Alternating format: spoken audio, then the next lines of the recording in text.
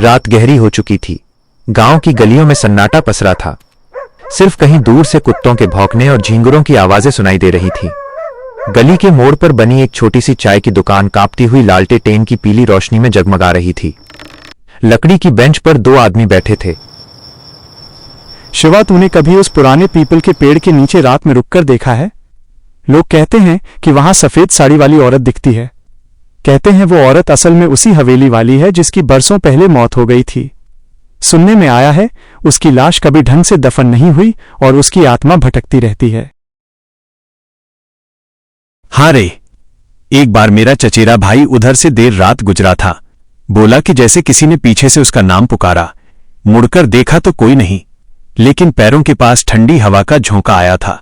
उसके बाद कई दिनों तक बुखार में पड़ा रहा। लोग बातें बनाते हैं। लेकिन गांव के ही रघुवीर को याद है ना, वही जो शराब पीकर उस हवेली में घुस गया था। सुबह लोगों ने उसे चौपाल के पास पाया। पूरा पागल हो गया था। अब तो 2 शब्द जोड़ने की भी हालत नहीं है उसकी। तो क्या तू मानता है कि भूत प्रेत सच में होते हैं? न मानू तो क्या, आधी रात को गांव के बाहर वाले कुएं पर मत जाना। पता नहीं कौन सी परछाइयां खड़ी रहती हैं वहां। कई लोगों ने देखा है औरत के रोने और बच्चे के हंसने की आवाजें एक साथ आती हैं।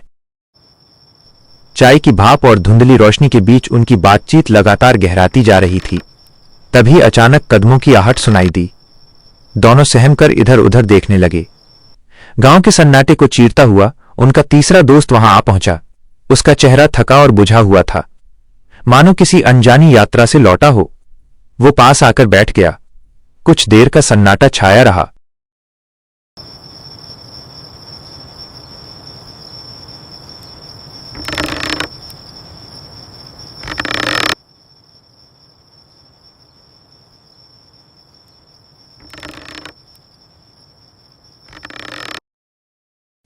अरे तू आ गया, चल अब माहौल बनेगा। तू ही हमें कोई डरावनी कहानी सुना दे। तू तो हमेशा ऐसी कहानियां सुनाता है कि नींद उड़ जाती है। ठीक है, लेकिन ये कहानी मेरी अपनी नहीं है। ये मेरे एक दोस्त के साथ घटी थी और उसने मुझे सब कुछ वैसे ही बताया था। सच में क्या हुआ था उसके साथ? उत्तर प्रदेश की घनी जंगलों से घिरा एक गांव है। नाम है भैरवपुर। दिन के उजाले में तो यह गांव किसी साधारण बस्ती जैसा लगता है। खेतों में काम करते किसान, चौपाल पर बैठे बुजुर्ग और कच्ची गलियों में दौड़ते बच्चे। लेकिन रात होते ही भैरवपुर की पहचान बदल जाती है। गांव पर एक सन्नाटा छा जाता है, जैसे हवा तक अपनी रफ्तार रोक लेती हो। लोग दरवाजे, खिड़कियां और मजबूती से बंद कर लेते हैं, क्योंकि उन्हें पता है इस गांव की रातें किसी और ही दुनिया से ताल्लुक रखती हैं। कहते हैं बरसों पहले इस गांव में एक ऐसी घटना हुई थी जिसका जिक्र आज भी फुसफुसाकर किया जाता है। उस घटना के बाद से भैरवपुर की हवाओं में एक साया बस गया। कुत्तों का एक साथ रो पड़ना, पुराने पीपल के पेड़ से आती कराहटें और उस सूखे कुएं के पास सुनी जाने वाली औरत की चीखें, ये सब किसी भ्रम का हिस्सा नहीं, बल्कि इस गांव की सच्चाई है। रात का वक्त था, लगभग 10:30 बज रहे थे।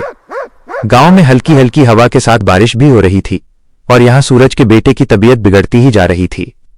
कोने में हल्की सी एक लालटेन चल रही थी। दोनों पति पत्नी अपने बच्चों की तबीयत को लेकर चिंतित थे।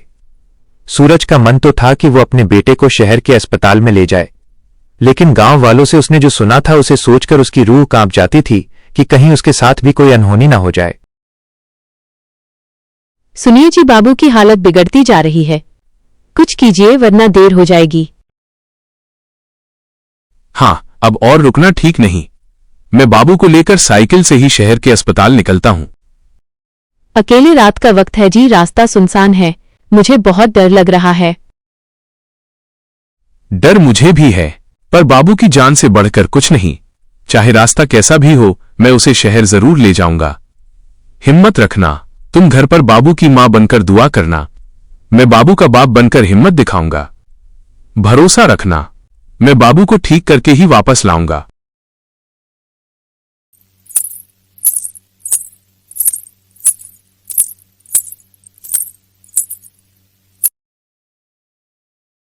उस रात एक पिता अपने बेटे की जान बचाने के लिए एक ऐसे खौफनाक सफर पर निकल पड़ा था जहां कदम कदम पर खतरा था।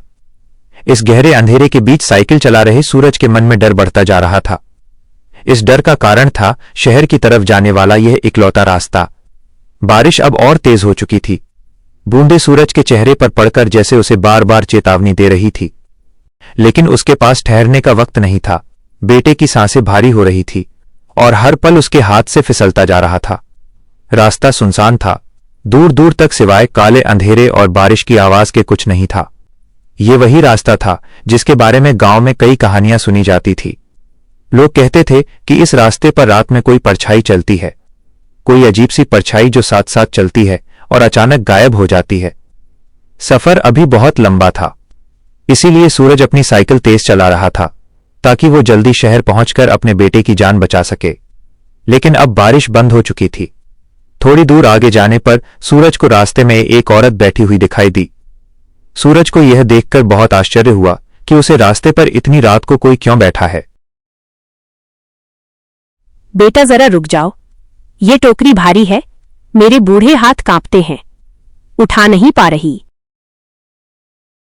अम्मा, मेरा बाबू बीमार है, मुझे जल्दी शहर पहुंचना है, वरना उसकी हालत और बिगड़ जाएगी। माफ करना अम्मा, अभी मेरे पास जरा भी वक्त नहीं है। अरे तू तो नेक लड़का लगता है, मेरी मदद कर दे बेटा, तेरे सिर पर दुआ रहेगी। सूरज टोकरी उठाने की कोशिश कर ही रहा था, तभी उसने देखा कि वहां तो कोई है ही नहीं। उसका दिल जोर जोर से धड़कने लगा।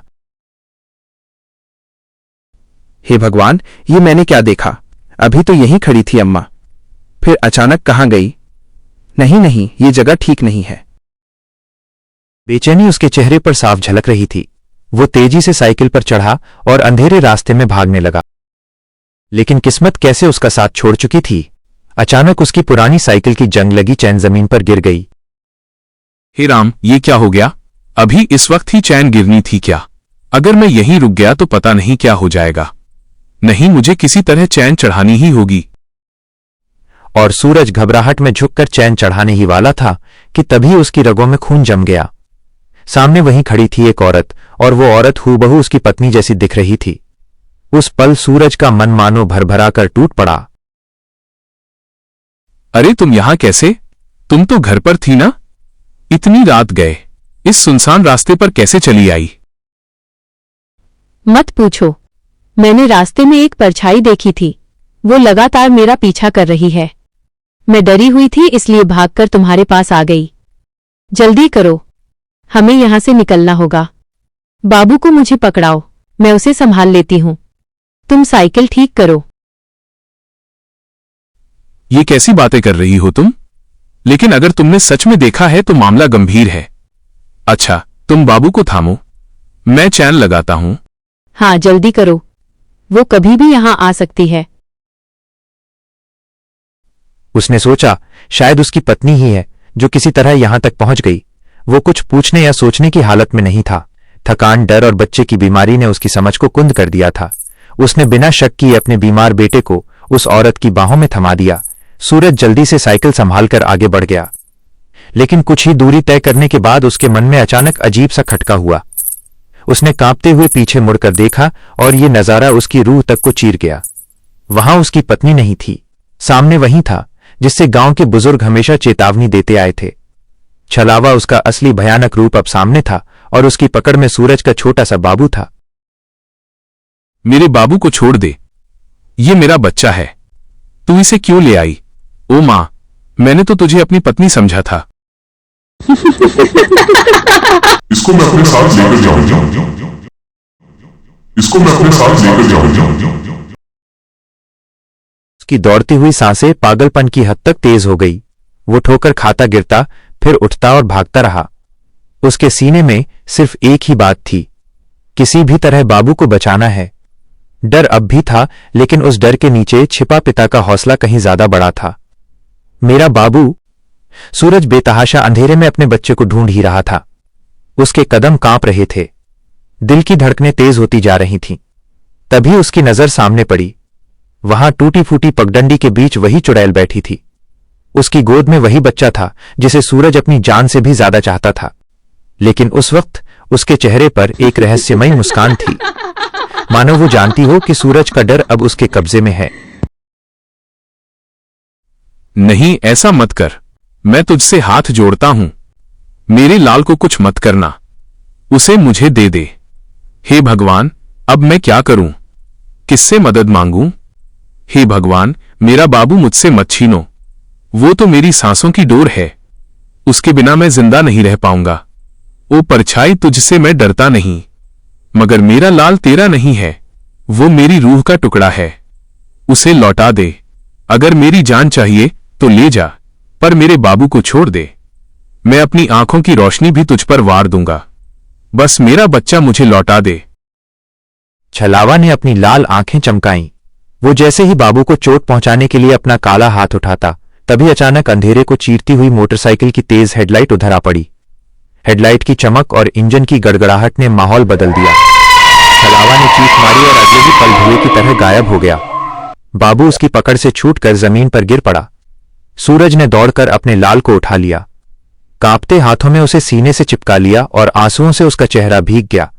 आसमान से बरसती बूंदें अब उसे डरावनी नहीं लग रही थी, बल्कि जैसे राहत का आशीर्वाद बनकर बरस रही थी।